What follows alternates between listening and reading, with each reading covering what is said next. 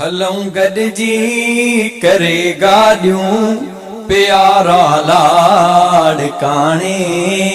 हलऊं गॾिजी करे गाॾियूं प्यारा लाड़काणे। वली बुज़ुर्ग अचल पिया उते भलारा लाड़काणे। हलऊं गॾिजी करे गाॾियूं प्यारा लाड़काणे।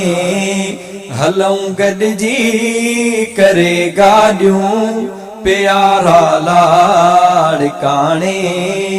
कयो त्यारी समूरा सिंध वासी मुल्क वासी सब। कयो त्यारी समूरा सिंध वासी मुल्क वासी सब। भरे बसियूं हलऊं था पाण सारा लाड़काणे। हलऊं गॾिजी करे गाॾियूं प्यारा लाड़काणे। हलऊं गॾिजी करे गाॾियूं प्यारा लाड़काणे। वली बुज़ुर्ग अचल पिया उते भलारा लाड़काणे। हलऊं गॾिजी करे गाॾियूं प्यारा लाड़काणे।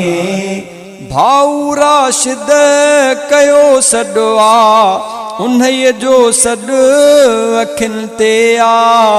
भाऊ राशिद कयो सॾु आ उन्हीअ जो सॾु अखियुनि ते आ। अचन आलिम पया कई सुहारा लाड़काणे।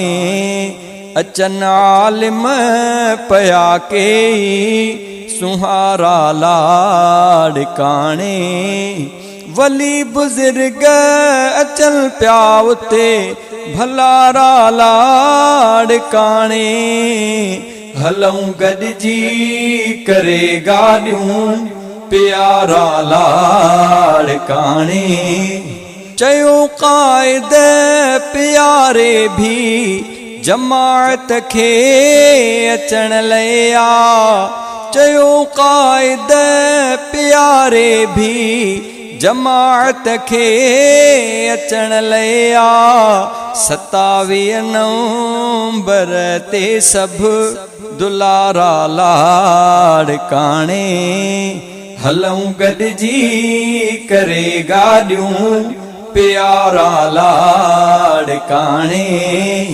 हलऊं गॾिजी करे गाॾियूं प्यारा लाड़काणे। वली बुज़ुर्ग अचल पिया उते भलारा लाड़काणे। हलऊं गॾिजी करे गाॾियूं प्यारा लाड़काणे। थिए इमदाद घुनिया पियो अज़ीम शान ते जलसो। थिए इमदाद घुनिया पियो अज़ीम शान ते जलसो। ॾिसूं जलसे संदा सुहिणा नज़ारा लाड़काणे।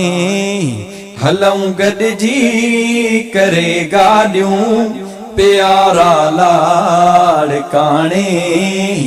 हलऊं गॾिजी करे गाॾियूं प्यारा लाड़काणे।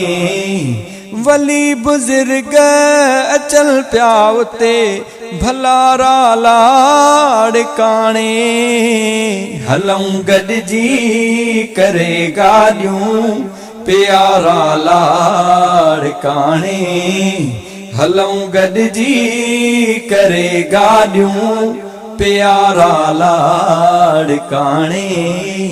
हलऊं गॾिजी करे गाॾियूं प्यारा लाड़काणे।